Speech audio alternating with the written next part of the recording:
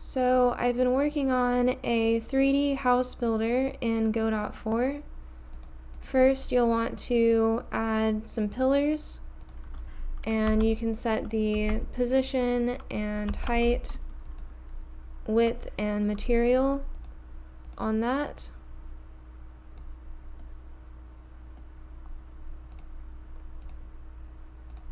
So I'll go ahead and add some pillars.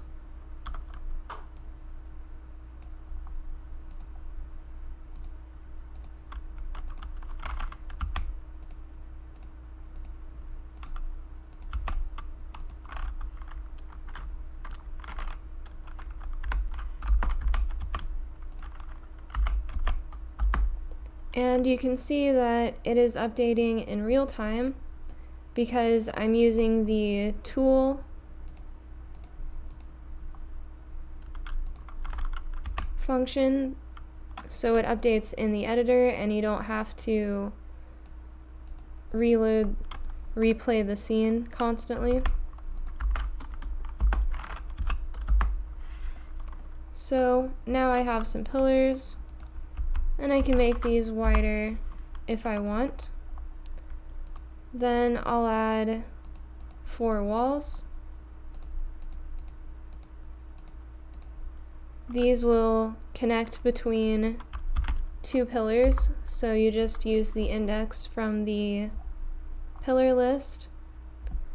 And I can set the material here as well.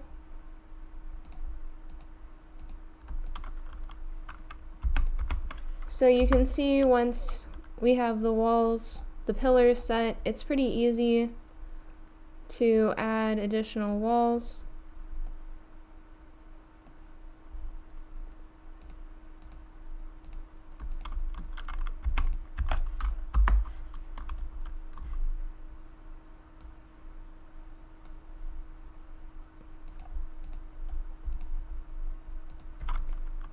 And I'll connect back to the first one. You can make these different materials. I also have a inner wall material, so you can drag that and it will apply the stripes to the inside of the wall. And I've added a window config, so you can add windows and adjust the horizontal and vertical position along the wall. So I'll add another one.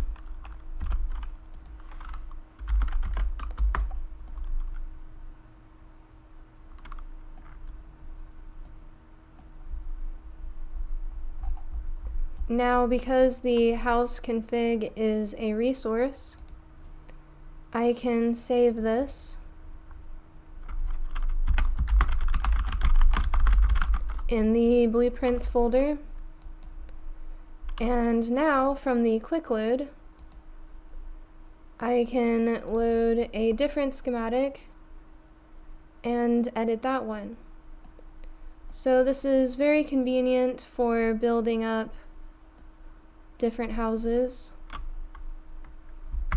So I'll put a link to the project in the description so you can download it and use it yourself. A quick disclaimer, I am using the constructive solid geometry with the boolean operators for union and subtraction to cut out the windows and make the walls. So they say it's mainly intended for prototyping and there's no built-in support. So this may not be the best solution. It's also less efficient than just using a tile set. However, for me, this gives me a lot more flexibility when designing my buildings, and I'm willing to trade the efficiency for creative freedom, so it's really up to you on how you want to design your game. So I'll start with a new 3D scene and rename it to main and save it. Then I'll add a csgbox 3D and set the X and Z to 50. Then move it down by 1 meter so the top is level with the X and Y axis, X and Z axis. Then I'll go to ambientcg.com and get a grass material. You can download any of the resolutions, and these are Creative Commons, free for commercial use. So I'll go ahead and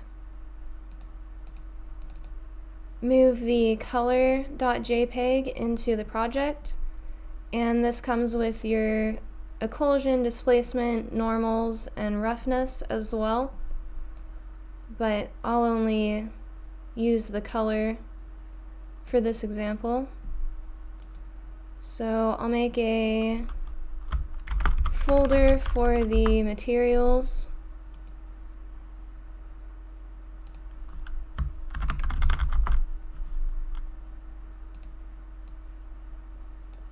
Then I'll make a new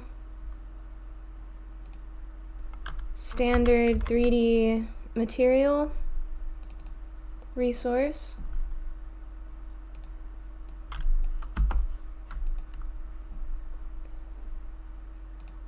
So you'll want to move the color JPEG into the albedo texture slot. Then I can drag the material.tress into the grass material slot.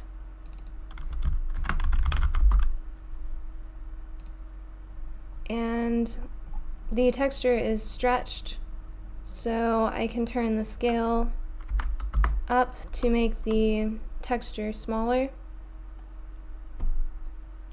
And I'll add a 3D node for the house itself, so it's separate from the ground. Next, I'll make a new csgcylinder 3D, rename it to pillar, and save it in the house pillar folder.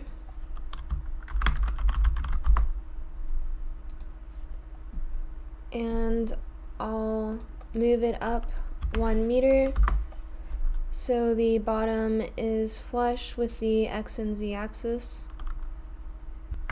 Now, since I want to save the house configuration, I'll make a new script extending resource for the house config.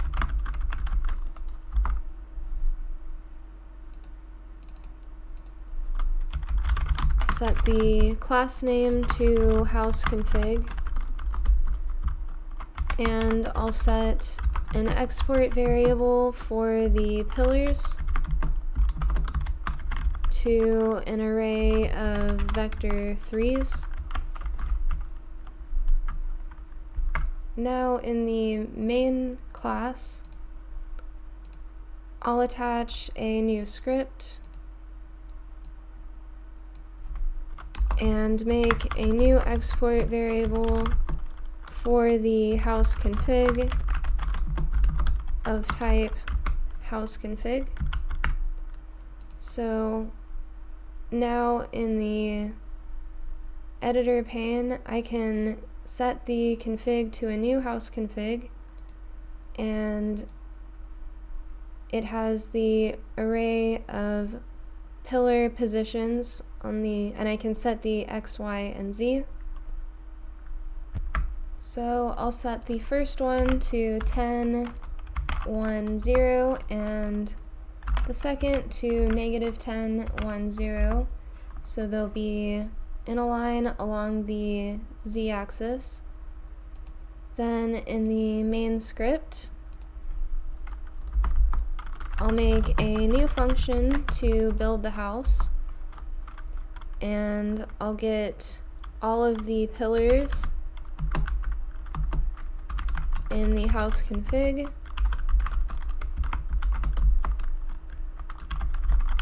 call the build pillar function, and pass the pillar config as the parameter. Then in build pillar,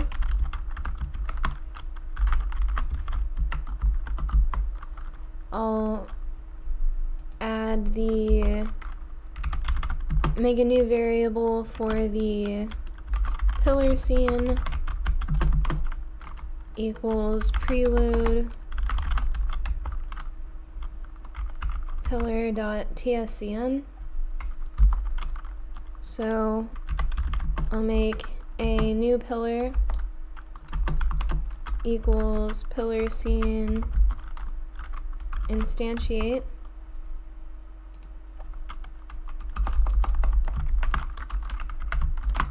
I'll rename that to pillar config and this to pillar. Then I'll set the pillar position equal to the pconfig since it's just a vector 3 right now. And finally add the pillar as a child of the house node. Now to see the changes, you could add a camera 3D to the scene and rotate it so it's facing downward and move it up. You can use the preview to see what the camera is looking at. So now it can see the entire plane, and you'll want to set a new environment and turn the background energy multiplier all the way up so you can see. Then in the ready function, I'll call build,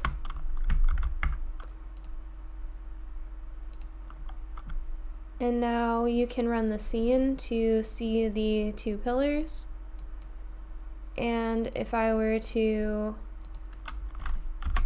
change the coordinates, now you can see the pillar has moved, but this is quite tedious because you have to rerun the scene every time you want to see the change, and it's much more convenient to have it update in the editor. So to make it update in the editor, I'll add the tool annotation at the top of the main script. Then the easiest way to show this is by connecting to the visibility changed signal and calling the build function here. So now if I toggle the visibility by clicking on the eye, so it hasn't updated. If I open the scene again, the pillars are there, and if I change the coordinates and show the scene, now the pillar has moved, but the previous one is still existing. So I'll make a function to reset the house node for each child in house.getChildren, child.queue_free, which will remove all of the pillars, and I'll call this in the build function so it resets every time it builds. Now when I toggle the visibility, there's only 2 pillars. So if I move both of these, now they have moved and there's only 1 pair. This is a lot more convenient because the camera hotkeys are already bound and I didn't have to write any extra code for that.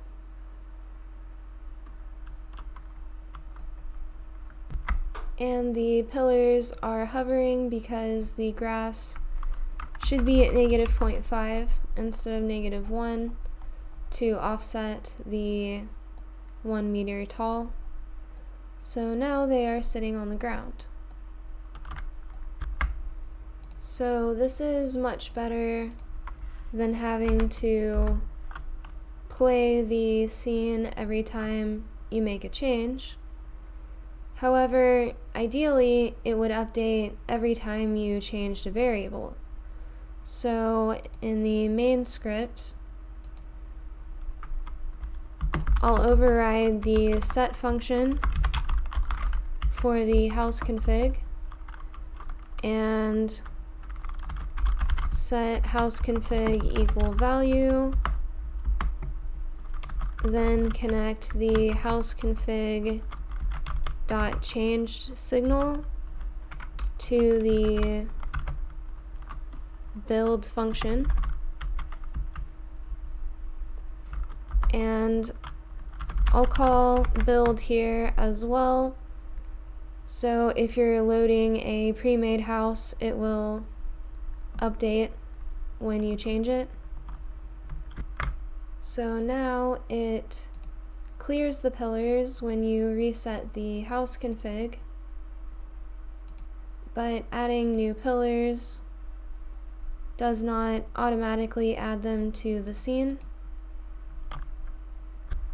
That's because custom resources do not automatically emit the changed signal.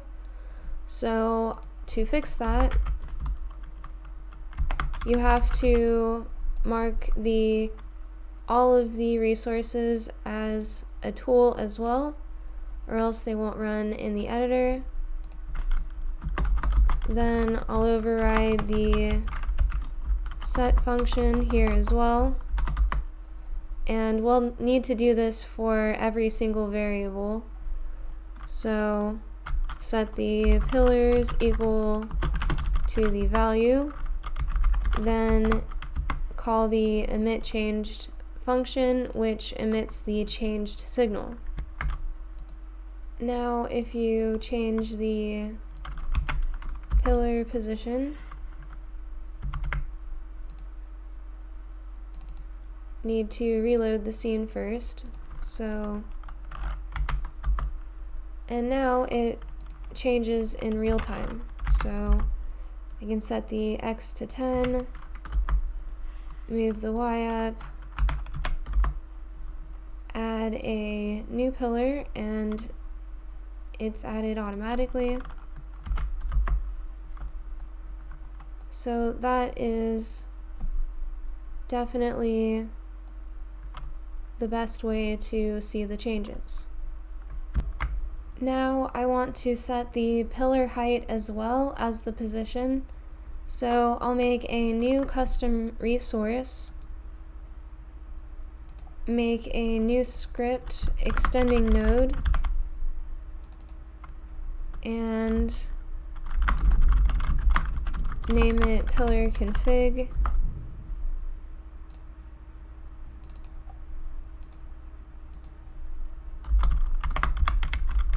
So I'll have a export variable for the position, which is a vector 3, and a second variable for the pillar height, which is a float. So I'll mark it as a tool and override the set functions. So set position equal to value and emit the changed signal. And do that for the height as well. And set the class name to pillar config. Then in the house config, I'll set the pillars to an array of pillar configs, and before it emits the change signal, I'll loop over the pillars and connect the pillar config changed signal to the house config emit changed function, so it will update the config. So now to set the position, I want to add a node 3D and reparent as the scene root. So the node 3D can have the global position, and the pillar will have the relative position for the height. So if I increase the height to 4, then I'll want to set the position to 2, which is half. But I don't want the position on the node 3D to change if I change the height. So this will stay at y equals 0, and I'll set the x and z. So I'll rename the nodes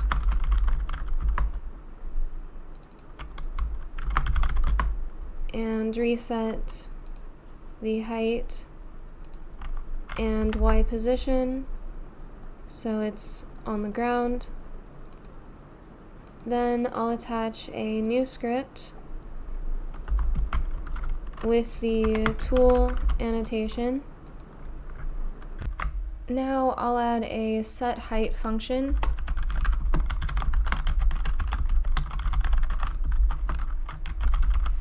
Take a variable of type float, set the mesh height equal to the height, and set the mesh position dot y equal to height over 2, and I'll use the built-in set position function, so I don't need to override that. Now in the main function, in build pillar, I'll set the pillar position to the pillar config dot position and call set height with the pillar config dot height. Now in the main scene,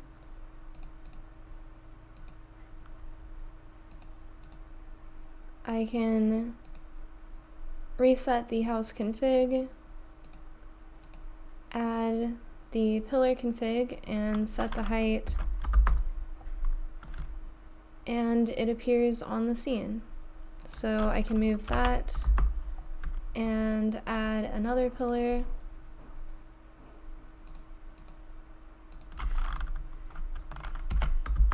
I can set it to a different height if I want to, but we'll probably want to have all the pillars be the same height for the house. So now I want to set the material of the pillars. So I got a wooden planks and red bricks texture from Ambient CG and imported them into the project. Then I'll make a new resource, standard 3D material,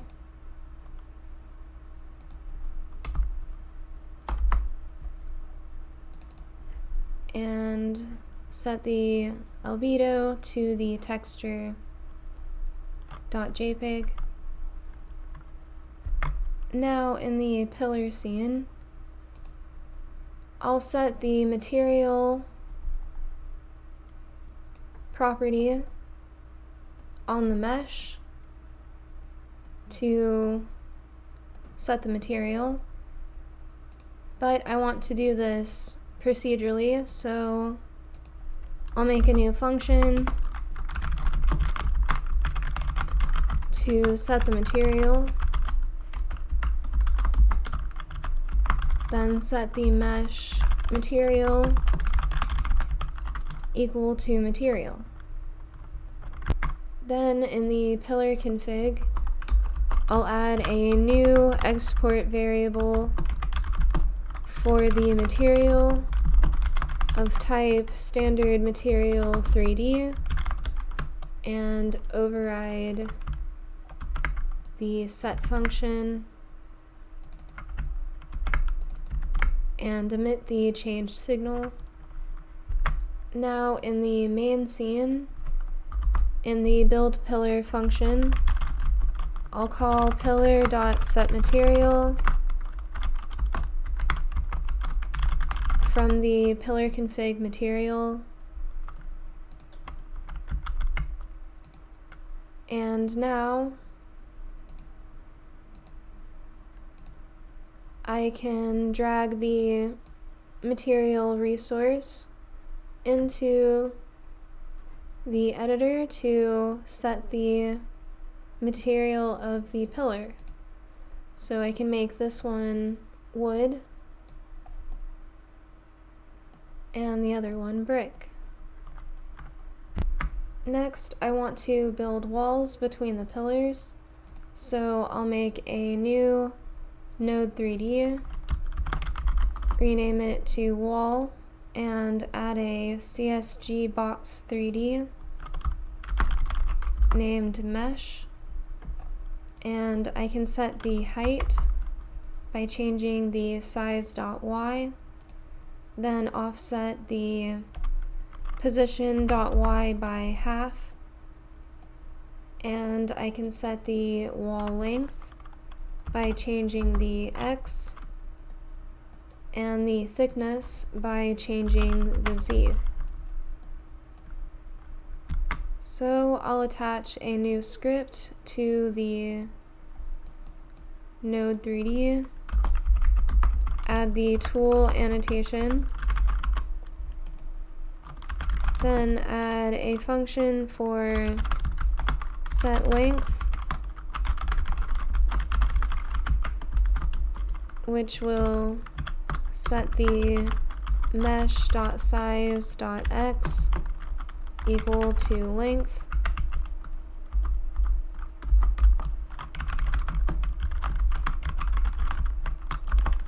then I'll add set height,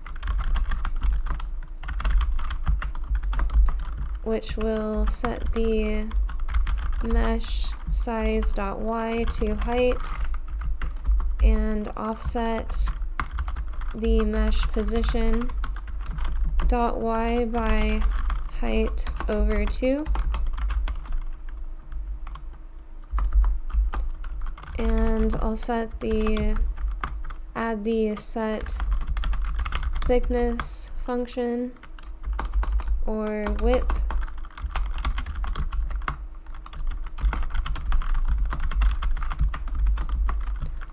which will set the mesh size.x or z equal to the width. And I actually had the wall width and length reversed, so I'll set the width to the x and the length to the z and reset the wall. And I'll want to add the set material function as well, which will set the mesh dot material. Then I'll make a new script for the wall config,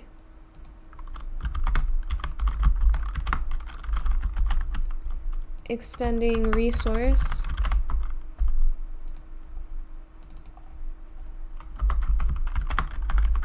I'll mark it as a tool and set the class name to wall config. Then I'll add export variables for the pillar 1 index, which is an integer, and the pillar 2 index,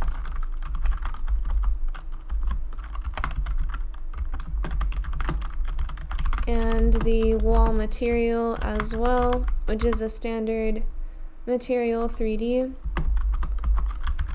Then I'll override the set functions, set pillar 1 equal to value, and emit the changed signal.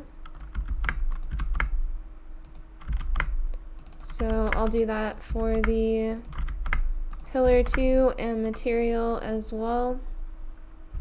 Then in the house config, I'll add an export variable for the walls, set to an array of wall configs. Then I'll override the set function, set the walls to the value, and for each wall, connect the walls changed signal to the emit changed function from the house config. Now in the main scene, I'll preload the wall scene at the top. Then in the build function, I'll loop over the walls in the house config and call the build wall function. Here I'll take the wall config parameter for each wall.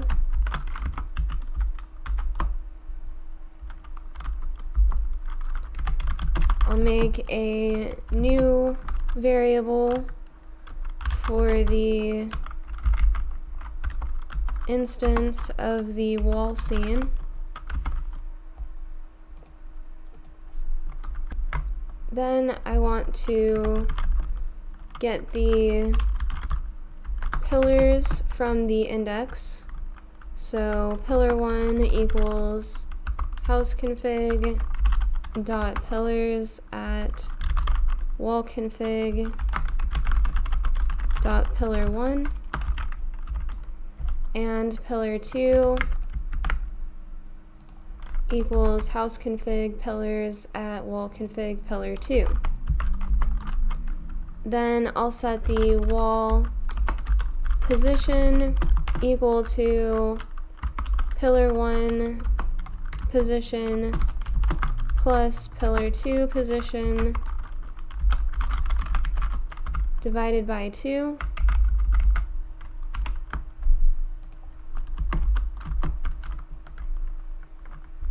Then I want to set the wall length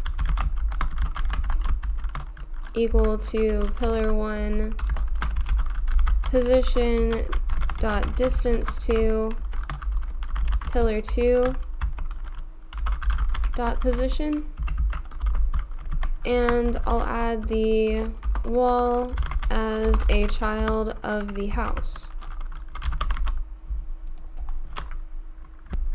I also want to set the wall height to the shorter of the two pillars. So I'll get the minimum of the pillar 1 height and the pillar 2 height. And I want to set the wall material to the wall config dot material as well. Now in the main scene, I want to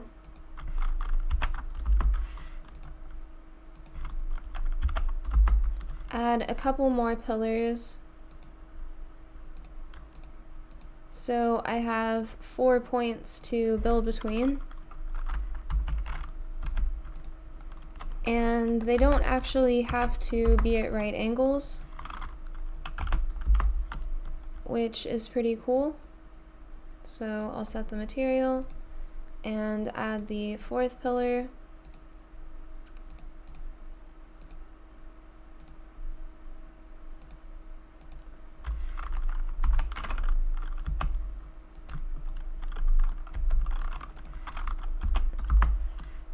And set the material to planks so it's easy to differentiate. And now I can add 4 walls from 0 to 1,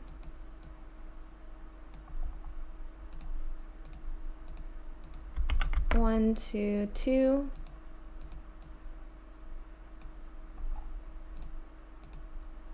2 to 3,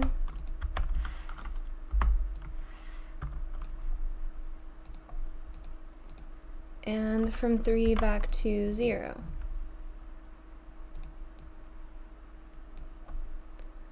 So the material, height, and length and position are all correct.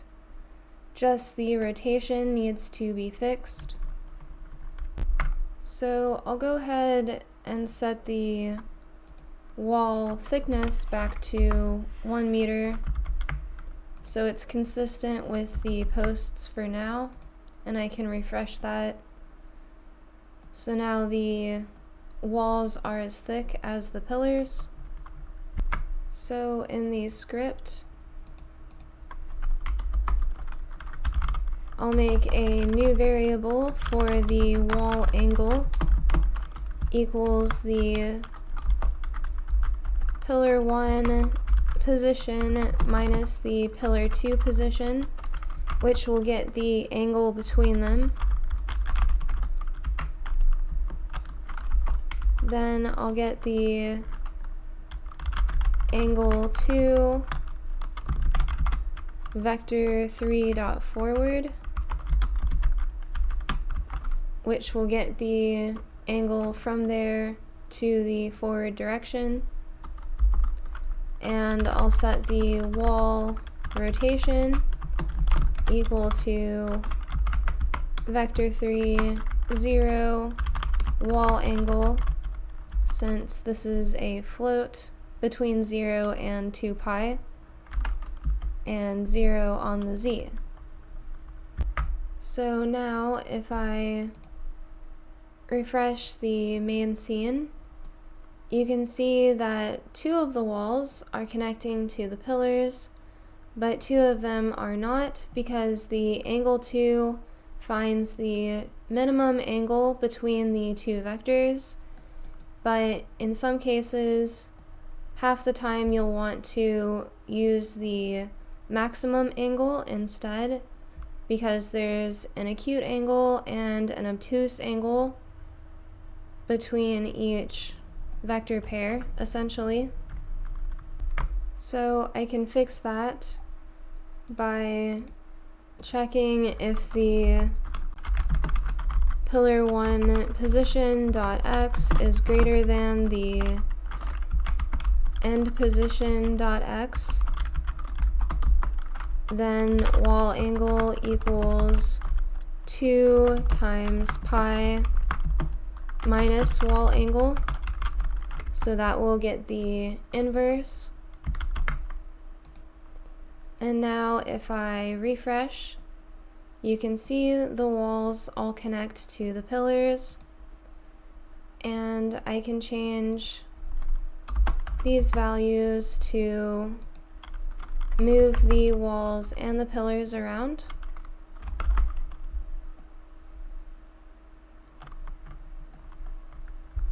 So one thing that's an issue is when you change the wall dimensions, you might notice that the texture is stretching. So the bricks are getting wider and they're horizontal or they're vertical instead of horizontal.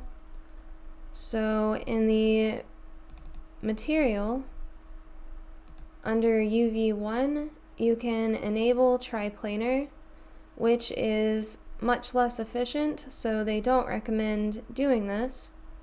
But if you turn it on, then it automatically aligns the textures with the upwards direction, and you can make the scale smaller so the bricks are a reasonable size. So I'll do that for the planks as well.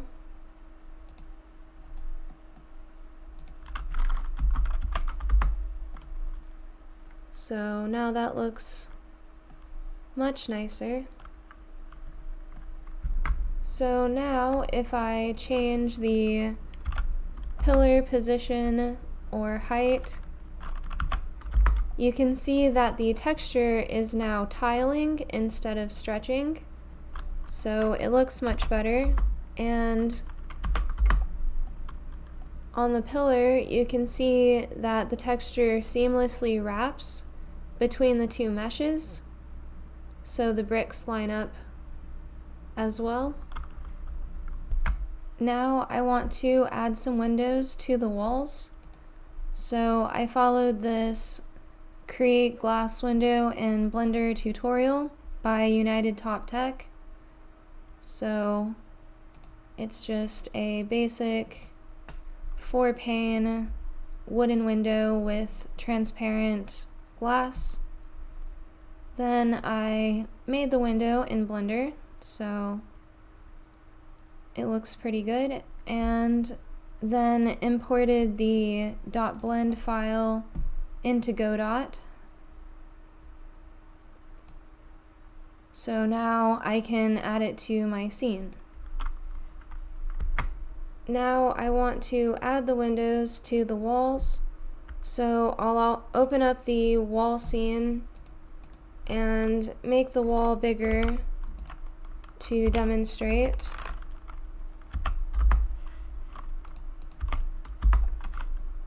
Then I can drag the window.blend directly into the scene. So you can see the window, but if you move it into the wall, it disappears because the wall is wider than the window.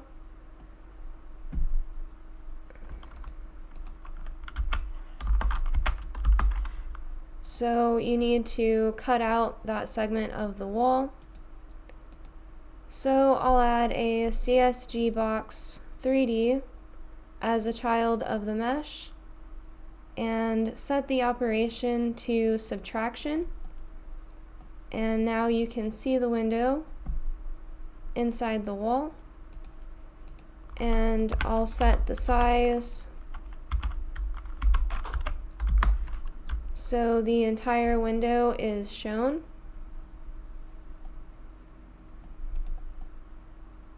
Like so. Now a better way to do this is to move the cutout under the main node, and now you can see the wall is solid. So if you change the node 3D to a CSG combiner 3D, now the modifiers are applied in a stack.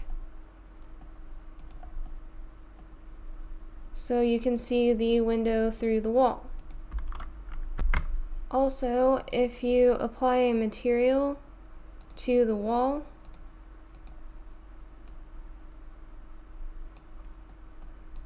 you can see the cutout is still the blank white. That's because you have to add the material to the cutout as well. So now the inside matches the outer wall material. Now I want to apply the windows programmatically, of course, so I'll rename the cutout and save the branch as a scene.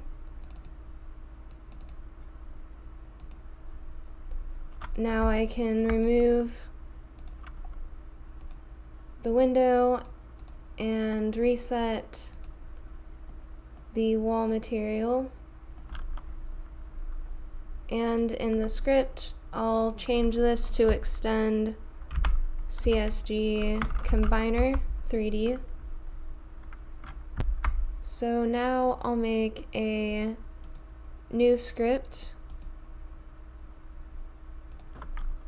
for the window config extending resource.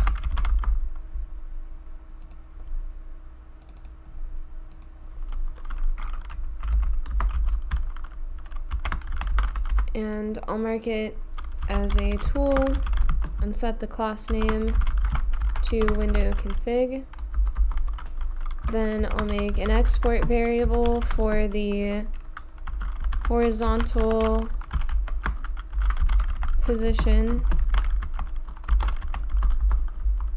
and the vertical position, which are both between 0 and 1, so it's a % along the wall. And I need to override the set function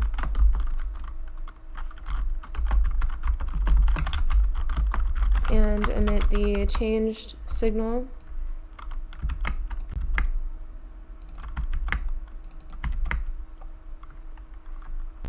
So I'll set the position to 0.5 so they are centered by default, and then you can change it. And in the wall config, I'll add an export variable for the array of window configs.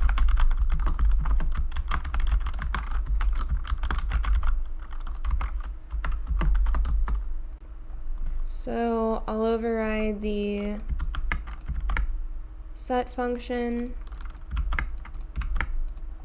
then loop over all of the windows and connect to the window changed signal to the walls emit changed function.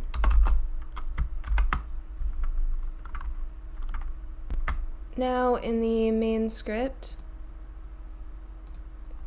I'll preload the window scene from the .blend file and the window cutout, which I exported from the wall. And in the build wall function, I'll loop over the windows from the wall config, make a new variable for the window from the window scene.instantiate, and make the cutout from the window cutout scene as well. Then I'll calculate the window Y position, which is the window config dot vertical position times the wall config dot height and the window Z coordinate is the the window config horizontal position times the wall length. So I'll make this a new variable, length. This gets the distance from the pillar 1 to the pillar 2. So I can reference it down there. And I'll make the window position equal a new vector 3. So this will be relative to the wall scene. And the x is 0, y is window y, and z is window z. Then I'll set the window.position equal to the window position, and the cutout position equal to the window position as well. And I'll add these both as a child of the wall scene.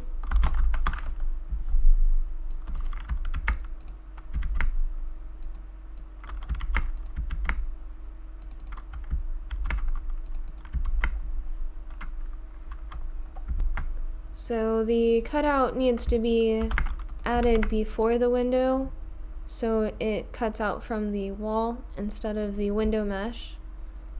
And the wall config does not actually have the height, so I'll make a variable for the height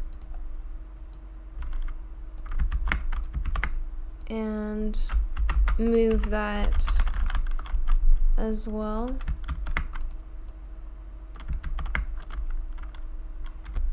Now in the main scene, if I add a new window to the window array, you can see that it is centered vertically, but on the horizontal it's all the way to the right side.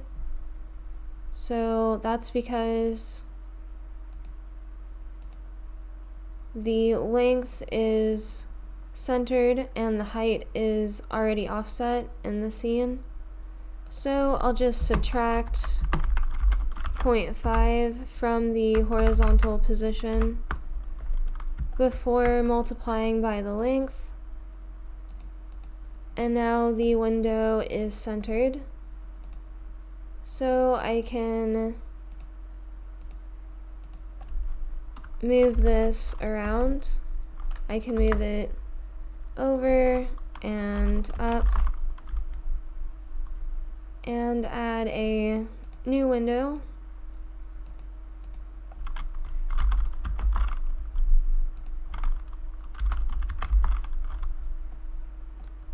Like so. And you can add windows to the other walls as well. Now you can see the cutout is still the brick texture, so I need to assign the cutout material to the wall config material.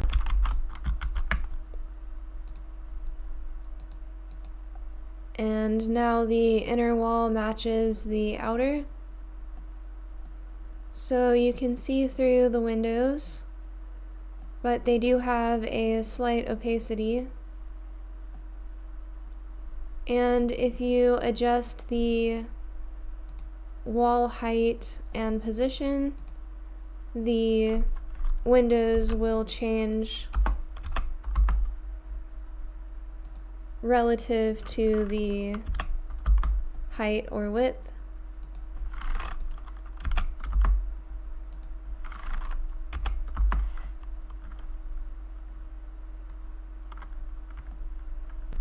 Next, I want to be able to resize the pillar and wall width, since 1 meter wide is pretty thick for a standard wall. So in the pillar scene, you can change the radius, which will be half of the width. So if I set it to 0.25, the total width will be 0.5 meters. So in the script, I'll add a new function to set the width, which will take a float variable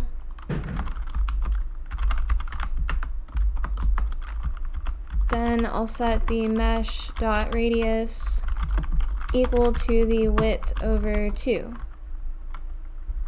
Then in the pillar config, I'll add a new variable for the width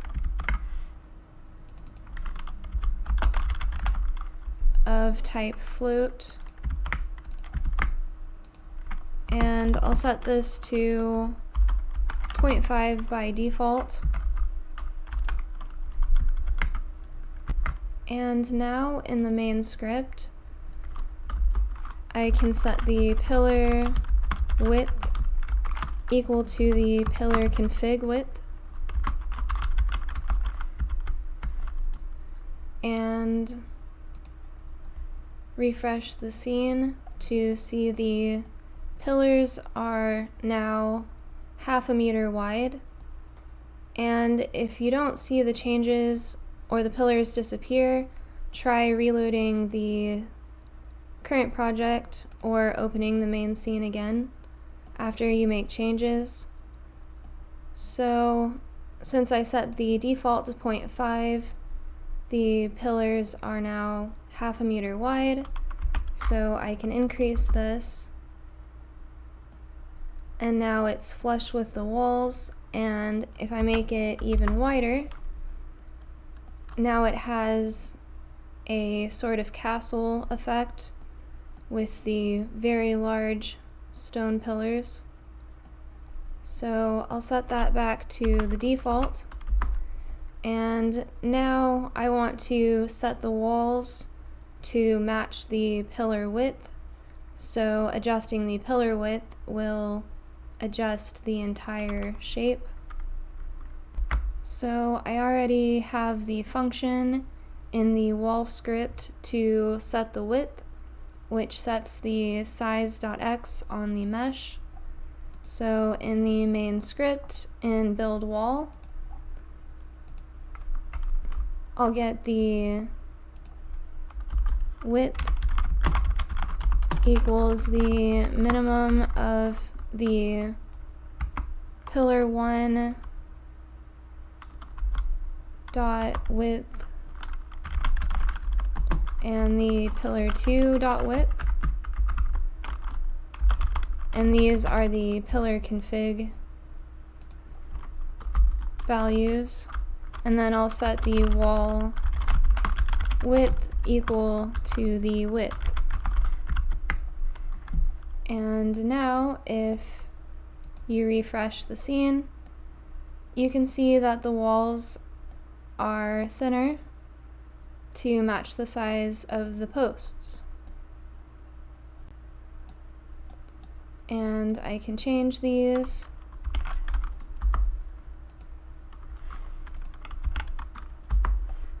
So the wall becomes thicker.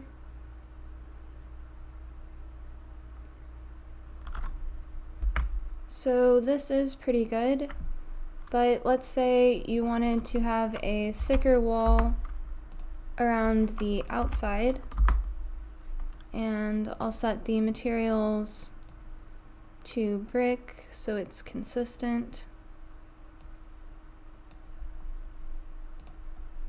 on the walls and posts. But then you wanted to have an inner wall, so I'll add another wall config,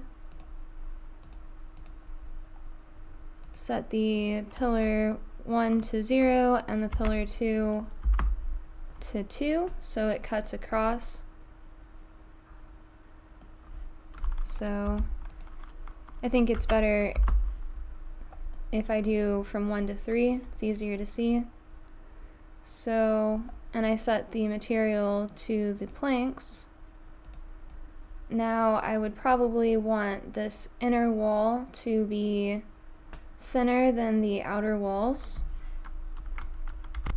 So in the wall config, I'll add a variable for the relative width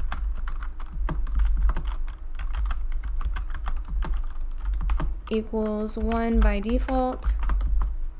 This will be a percent, so 100% of the pillar width.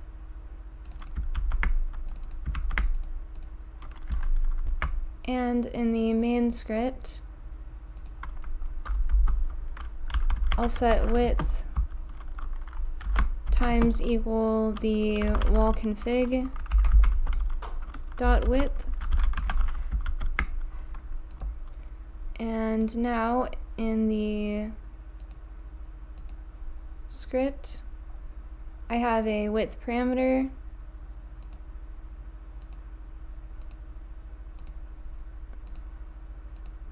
I'm not sure why it didn't default to 1, but I can reset those. So now all the walls are 1 meter wide, and on the interior wall, I can set this to half the width or 0.75, whatever.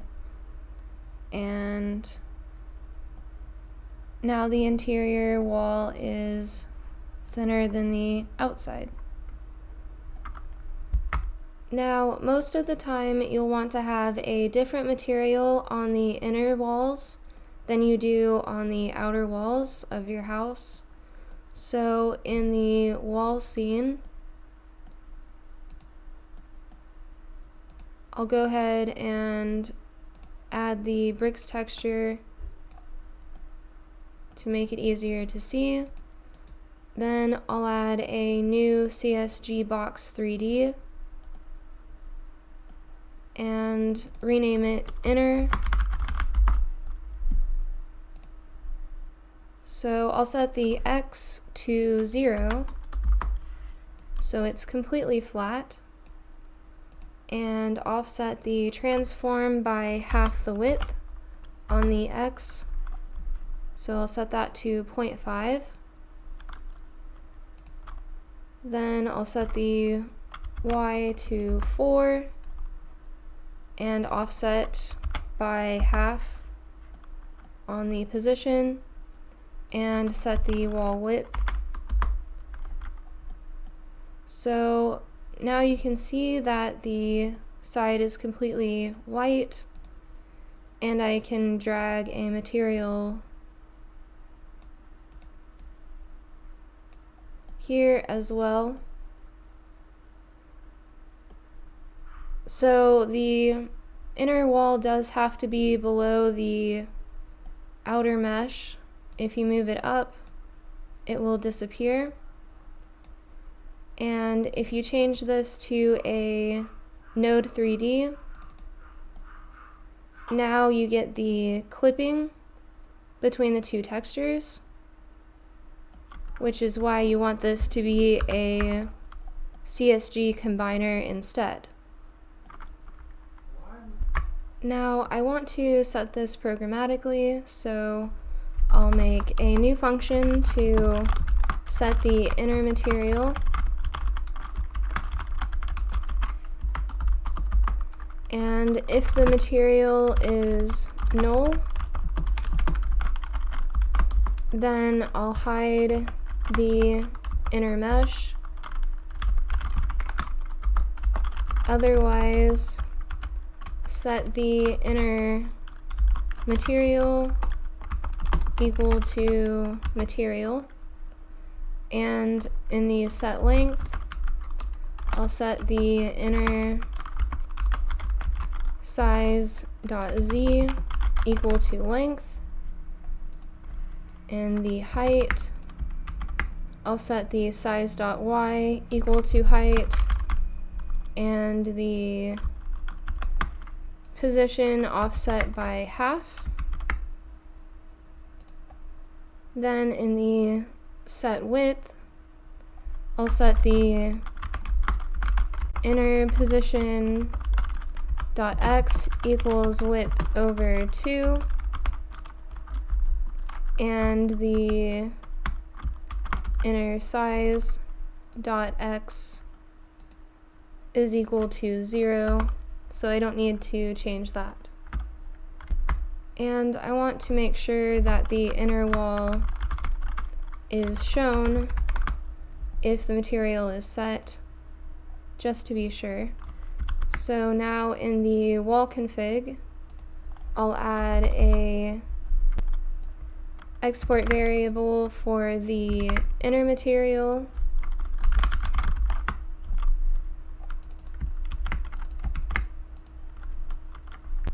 so now in the main scene, you can see that the walls have the wooden texture on the inside, and the wall configs have a null value for the inner material. So in the script, when I set the wall material, I'll set the inner material as well from the wall config inner material. And now if I update, you can see the inner material has disappeared. And I can reapply the material to the inner walls like so.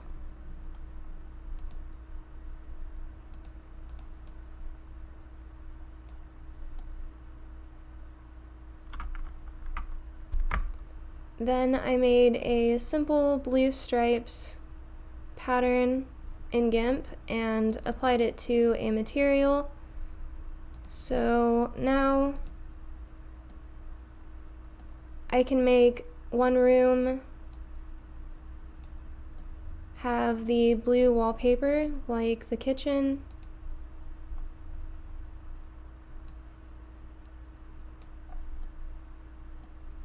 and I'll apply it to the middle wall as well. And you can reverse the directions of these by changing the pillar order. So now the wood is on the left and the blue stripes are on the right.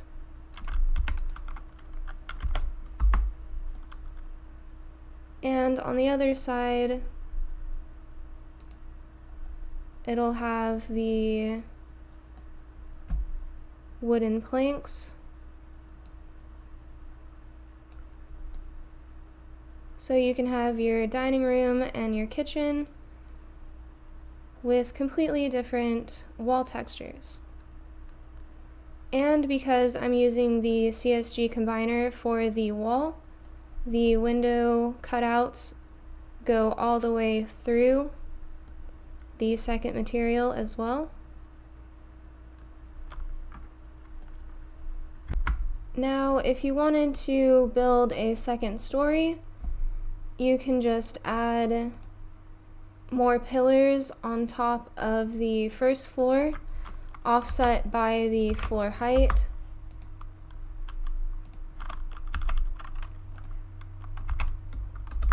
And then I'll connect the walls, so you can change the material if you like.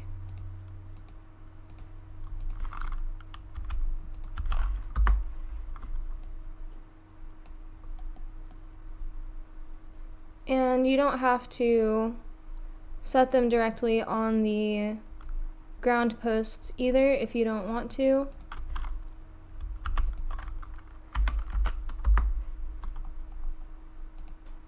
And I'll add the third pillar.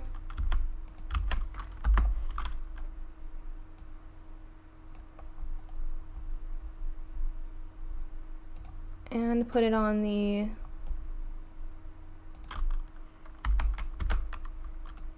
back post, and I can add 3 walls to connect them.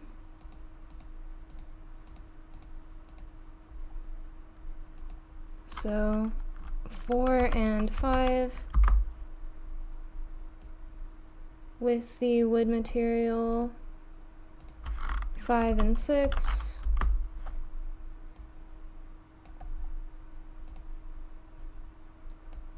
and 6 to 4 to make it loop back. So it looks weird because I don't have the floors and ceilings added yet, but I'll do that in one of the next episodes. So I also want to add doors and stairs and roofs. So I think that's all for now. Thank you for watching and have a great day.